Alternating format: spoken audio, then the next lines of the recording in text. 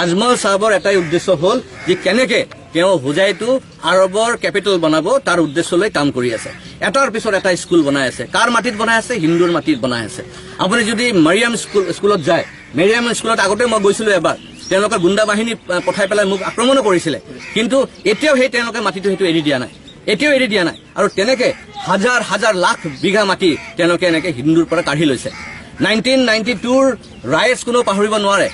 92 ৰাইটৰ সময়ত দবকা অঞ্চলত বহুত হিন্দুৰ মাটি শ বিঘা মাটি তেওঁলোকে কব্জা কৰি পেলাই তাতে আগৰ গছ লগাই দিলে, কিবা কিবি লগাই দিলে। এনেকে কৰি তেওঁলোকে লাখ বিঘা মাটি তেওঁলোকে কব্জা কৰি ৰাখিছে।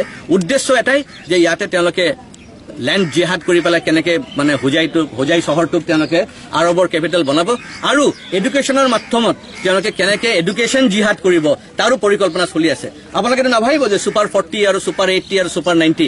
মই আগন্তুক দিনত আপোনালোকে এনেকুৱা তথ্য দিম যে আপোনালোকে সকলোৱে জাঙৰ খাই উঠিব যে ইয়াত কি চলি আছে, এডুকেশ্যনৰ নামত কি চলি আছে, কি ধৰণে তেওঁলোকে এডমিশ্যন লয়, কি ধৰণে তেওঁলোকক কুৱেশ্যনিয়াৰ দিয়া হয়। 700টা কুৱেশ্যন কৰা হয়।